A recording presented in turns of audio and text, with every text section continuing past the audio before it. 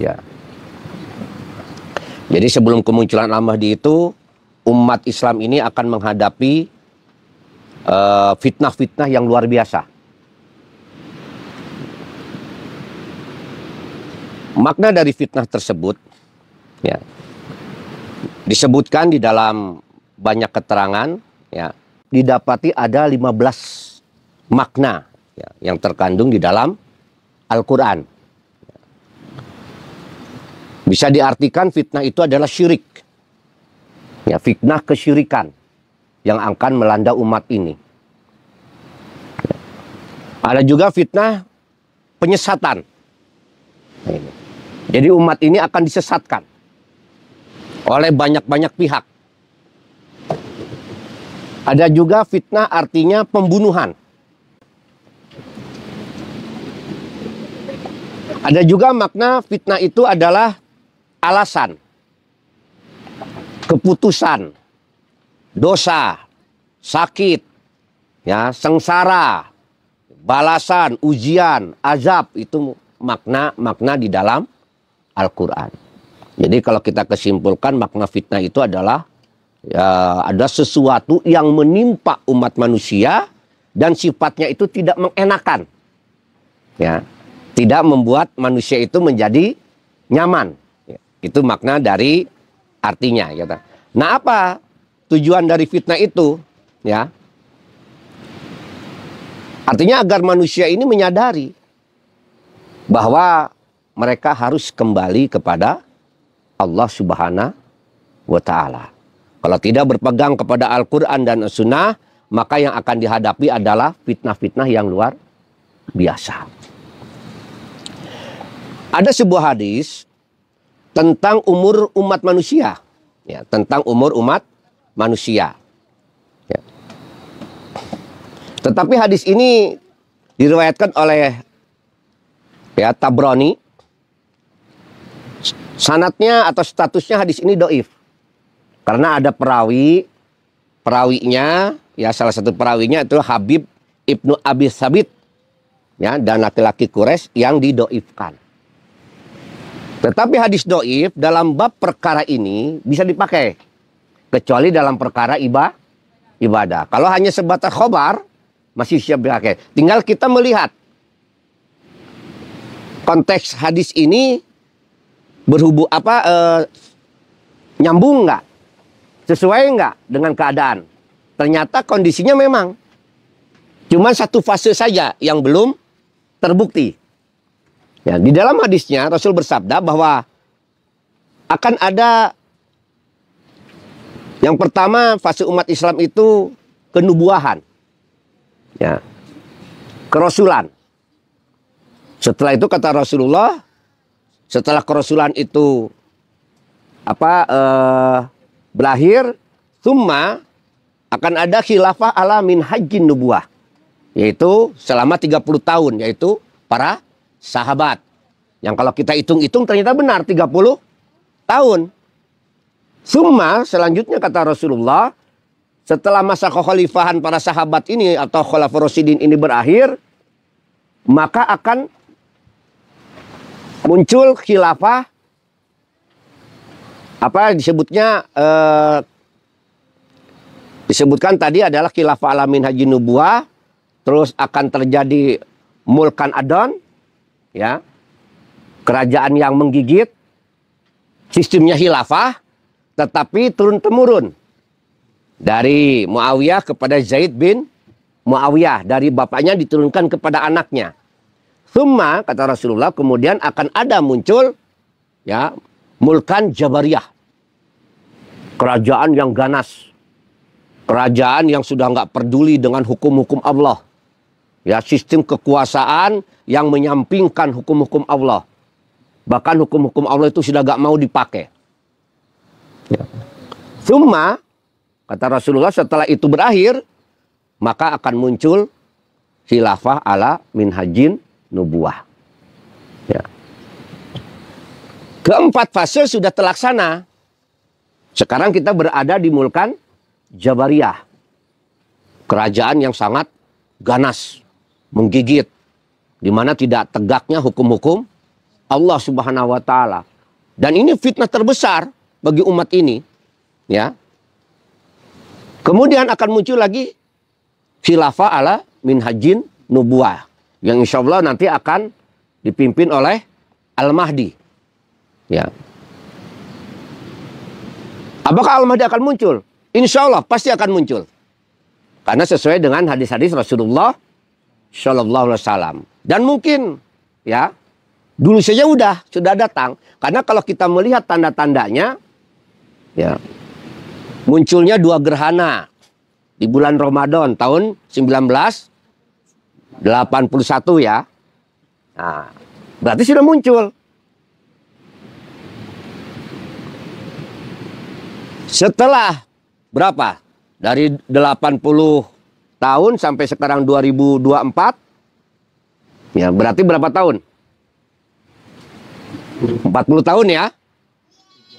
43 lah, 40 tahun lah. Ya. Tiba-tiba ada berita gembira. Munculnya seorang, ya, yang mengaku mendapatkan mimpi atau mubasyirah, ya, yaitu Muhammad Qasim. Ya, kita dengarkan, kita perhatikan apa isi mimpinya. Karena mimpi itu bukan hal yang tabu. Nabi Ibrahim alaihissalam saja untuk menyembelih Ismail itu dapatnya mimpi. Bukan Allah langsung datang kepada Nabi Ibrahim. Dipanggil anaknya, wahai anakku sini. Tadi malam bapak bermimpi. Allah memerintahkan untuk menyembelih engkau. Itu diulang 3 kali berturut-turut mimpi itu. Dan mimpi-mimpi itu akan senantiasa datang kepada kaum muslimin di akhir zaman. Yang namanya mubasyirah. Siapa saja kaum muslimin akan mendapatkan mimpi. Ya. Informasi dari Allah Subhanahu wa taala. Ya, bisa bertemu dengan Rasulullah, ya, bisa berdialog dengan Allah, itu terserah Allah. Jangan kita yang ngatur. Kita mau suka ngatur. Oh, nggak mungkin Allah ngomong. Ya, bagaimana Allah saja. Ya, kalau Allah berkehendak kan Allah berkehendak bebas. Cuman kalau bertemu dengan Allah nggak mungkin karena sudah ada dalil. Nabi SAW saja ketika di Isra dan Dimi'rajkan, ya, oleh Allah Subhanahu wa taala itu tidak pernah bertemu dengan Allah kecuali melalui tabir. Ya, melalui tabir karena begitu cahayanya luar biasa, nggak kuat manusia. Bahkan Nabi Musa alaihissalam saja ketika berkata kepada Allah, wahai Allah, Rabbku, ya, aku ingin melihat engkau supaya aku tambah yakin. Kata Allah, nggak bakalan bisa, kamu nggak bakalan kuat melihat aku. Maksa Nabi Musa. Akhirnya gimana? Ketika Allah menampakkan, ya, pohon terbakar, Musa pingsan, nggak kuat. Nah inilah, ya. Nah jadi itulah fase-fase umat Islam.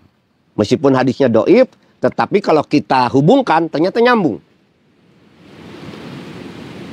Nubuah, khilafah ala hajin, minhaj nubuah, mulkan adon, mulkan jabariyah.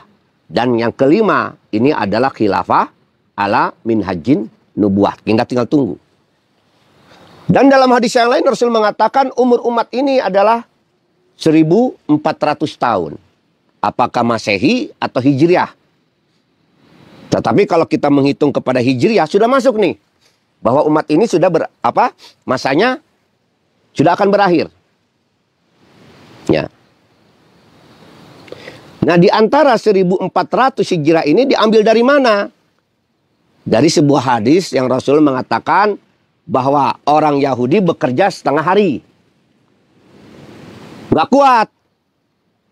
Akhirnya diteruskan oleh Nasrani yang 1/4 hari sampai asar. Ya, nggak sanggup. Maka dilanjutkan oleh kaum muslimin sampai maghrib. Ya, diambil dari sana. Sehingga beberapa ulama mengatakan bahwa umur umat ini adalah 1400 tahun.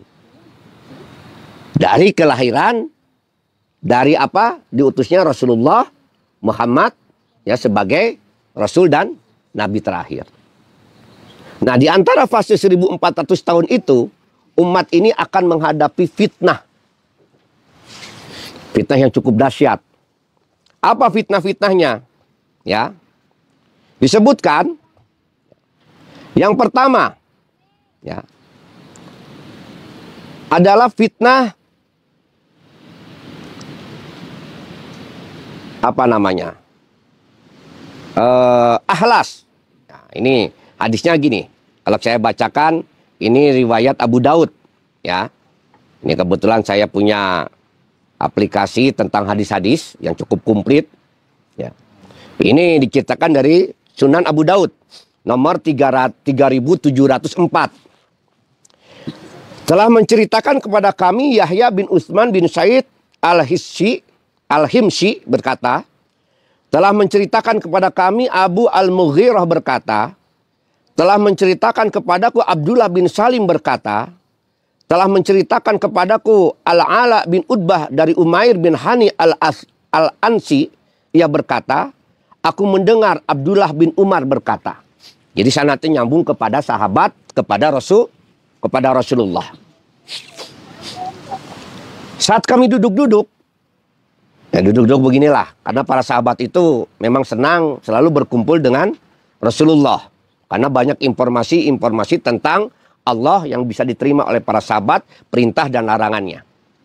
Saat kami duduk-duduk di sisi Rasulullah, Rasulullah bercerita tentang fitnah. Yang pertama kata Rasulullah adalah fitnah ahlas. Apa ahlas itu? Ya. Maka sahabat bertanya, ya Rasulullah, apa ahlas itu? Beliau menjawab, adanya permusuhan dan peperangan.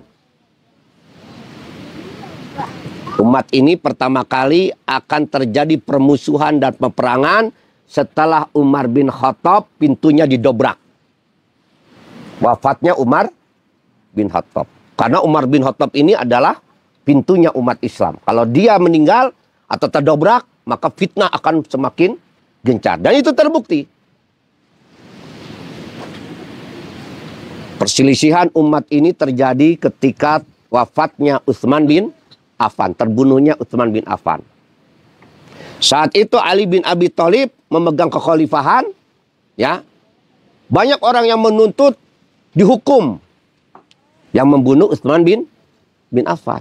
Tetapi saat itu karena begitu ricuh, ya, begitu ricuh, maka Ali bukan nggak mau menegakkan hukum Allah. Karena ada sebuah kaidah yang disebutkan, jika terjadi dua mafsadat, dua keburukan nih, ya, maka diambil keburukan yang terkecil begitu. Resikonya yang kecil lah. Ya. Maka saat itu ribut. Sampai terjadi perang antara Ali dengan ibunda Aisyah. Ya. Disebut dengan perang apa? Siffin ya. Selanjutnya kata Rasulullah, kemudian fitnah kesenangan yang asapnya muncul dari bawah kedua kaki seorang laki-laki ahlul baitku. Ia mengaku berasal dari keturunanku, padahal bukan. Wah ini. Kalau Pak Diki Chandra udah tahu kemana arahnya hadis ini. Ya, itu. Ia mengaku berasal dari keturunanku, padahal bukan. Wali-waliku hanya orang-orang yang bertakwa.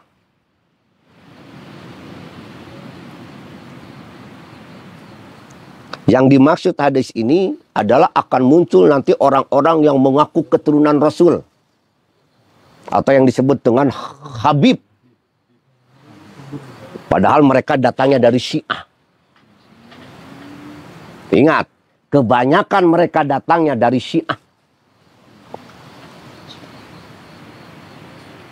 Tapi karena mereka pinter bersiasa, kayak bunglon, ya mereka gabung dengan mayoritas di sini yang senang begitu. Mereka membawa kesyirikan dan khurafat.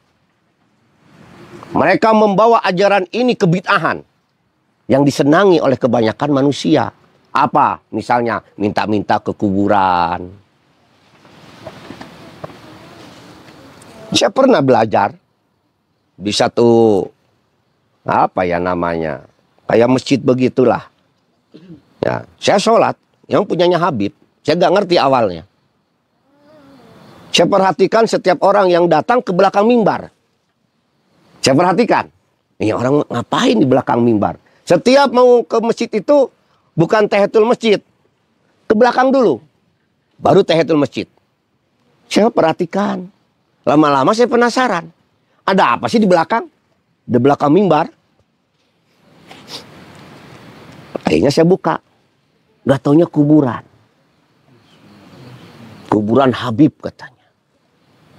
Bayangkan di depan mimbar. Itu. Inilah fitnah yang akan terjadi. Dan fitnah ini terus sampai sekarang. Luar biasa. Kemudian dalam hadisnya, orang-orang akan berdamai pada seorang laki-laki layaknya pangkal paha yang bertumpuk di tulang rusuk kesepakatan semu. Maka akan bergabung dengan namanya Perserikatan Bangsa-Bangsa. Umat ini akan bersatu ke sana. Akan bertawali kepada orang-orang kafir. Akan menjadikan orang-orang kafir itu sebagai wali-walinya, pemutusnya. Sedangkan Allah Subhanahu wa Ta'ala menyuruh kita jangan berwali kepada setan. Harus berwali kepada orang-orang yang beriman. Nah, ini fitnahnya. Sehingga apa-apa diputuskan di sana. Urusan umat ini diputuskan ke sana. Ya, kalau diputuskan sama orang kafir kan ribet. Contohnya saja, Palestina nggak pernah selesai-selesai. Kenapa? Karena diserahkan sama orang kafir. Urusan Palestina itu, pembebasan Masjidil Aqsa, serahkan kepada orang-orang beriman. Di zaman Umar bin Khattab, bisa direbut. Zaman siapa lagi? Siapa? Salahuddin Al-Ayyubi. Terus siapa lagi? Al-Fatih. Terebut. Insya Allah nanti dari Indonesia. Insya Allah tunggu saja.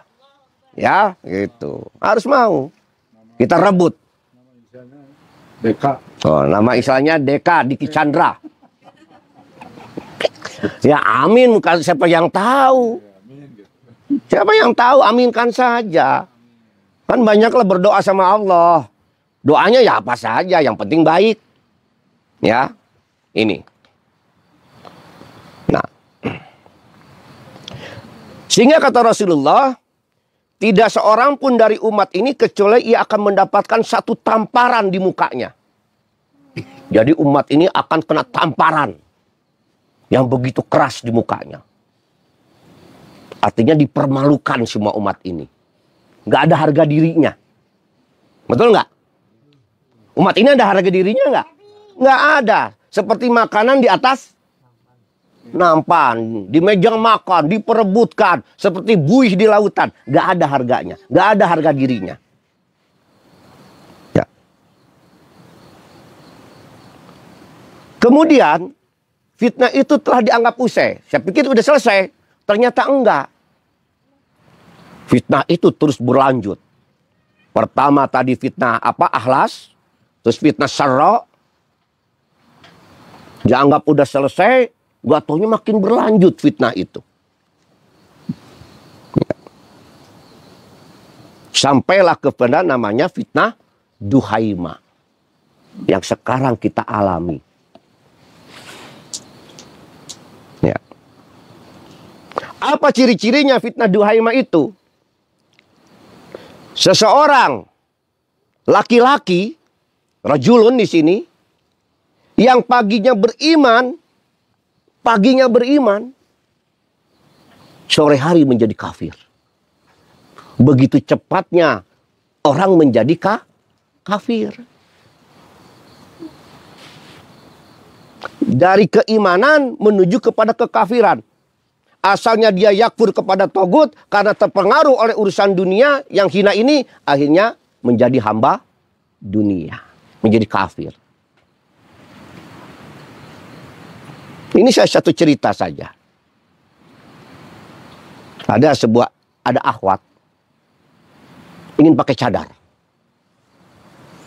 Sampai datang kepada guru kami. Ustadz, saya ingin cadar. Kata ustadznya, udah dipertimbangkan dengan baik. Jangan sampai dibuka kembali. Insya Allah kuat ustadz. Ya, itu berjalan sebelum diizinkan, sebelum diputuskan, 4 bulan dia nunggu. Hampir 6 bulan lah. Akhirnya dia pakai cadar. Berjalan waktu, ya, ternyata dia ingin menjadi calon legislatif. Mencalonkanlah dia. Dibuka cadarnya. Dipajang fotonya di depan halayak ramai. Jatuh gak kepada kekafiran? Cepat. Gara-gara apa? Dunia. Dunia ini hina. Dikejar-kejar.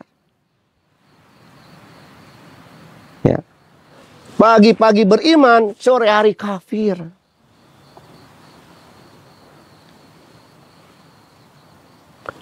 Sore hari beriman, pagi-pagi kafir. Luar biasa fitnah ini. Tapi kayaknya kitanya santai-santai aja ya. Kayaknya kita ini kayak gak ada apa-apa gitu. Padahal fitnahnya memang luar biasa. Luar biasa fitnah ini. Ya. Dihantam semuanya. Gitu. Sehingga kata Rasulullah, manusia akan menjadi ya fustatu tain. Menjadi 2 kelompok. Yang pertama fustat iman, la nifak, tidak ada kenifakan, tidak ada kemunafikan. Nah, terbagi akhirnya. Karena fitnah ini begitu dahsyat, sampai orang-orang pagi beriman sore hari kafir, sore hari beriman pagi harinya kafir, sehingga umat ini terpecah menjadi 2 kelompok. Yang satu fustat iman, yang berpegang kepada tauhid, berpegang kepada kalimat la ilaha illallah Muhammad Rasulullah, ya, yang mengingkari tagut dan beriman kepada Allah, yang berpegang kepada kalimat la ilaha illallah Muhammad Rasulullah, benar-benar berpegang, meskipun berpegangnya seperti bara api, panas, dipegang panas, dilepas padam. Enggak dipegang, padam. Dipegang, kita terbakar. Ini fitnah ini. Ya, luar biasa. Berpegang teguh kepada agamanya di akhir zaman itu seperti memegang bara api. Bahkan pahalanya, kalau kata Rasulullah, seperti 50 orang. Dari kaum muslimin. Dari kaum mukmin. Maka para sahabat bertanya, ya Rasulullah, 50 orang dari mereka atau 50 orang dari kami? Kata Rasulullah, 50 orang dari kalian. Bayangkan, antum berpegang kepada tauhid di akhir zaman, berpegang kepada 2 kalimat syahadat dengan benar, maka pahalanya seperti 50 orang para sahabat. Antum tahu keimanan para sahabat kayak apa? Enggak diragukan. Kalau antum berpegang semacam itu, pahala antum sama dengan 50 para sahabat. Kenapa? Kalau para sahabat itu imannya kuat, Rasul ada di tengah-tengah mereka. Sedangkan kita nggak pernah melihat Rasul, nggak pernah bertemu dengan beliau. Tapi keimanan kita berpegang teguh di akhir zaman ini, di era fitnah semacam ini, membuat pahala kita seperti 50 orang di para sahabat. Sehingga Rasulullah pernah suatu saat menangis. Aku kangen katanya kepada saudaraku. Rasulullah kangen. Maka para sahabat, ya Rasulullah, kan aku ini saudaramu ya Rasulullah.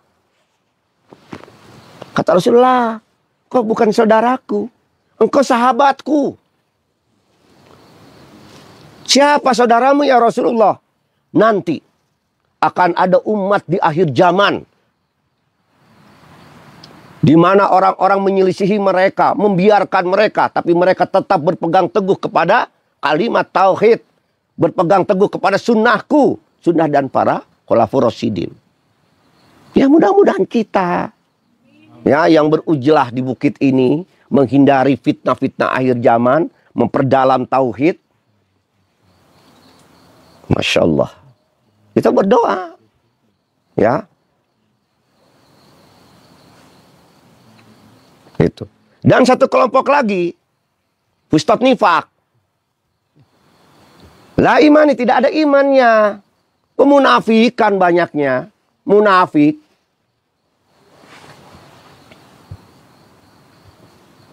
Kalau orang munafik itu antara roh dengan jasadnya nggak nyambung. Ya. Jasadnya melaksanakan hukum-hukum Allah. Sholat, zakat, puasa. Tapi hatinya nolak.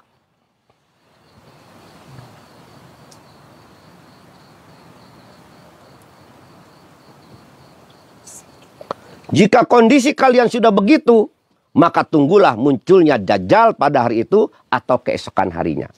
Dan kita sudah tahu bersama, sebelum kemunculan Dajjal, pasti munculnya Al-Mahdi. Karena sunatullahnya begitu.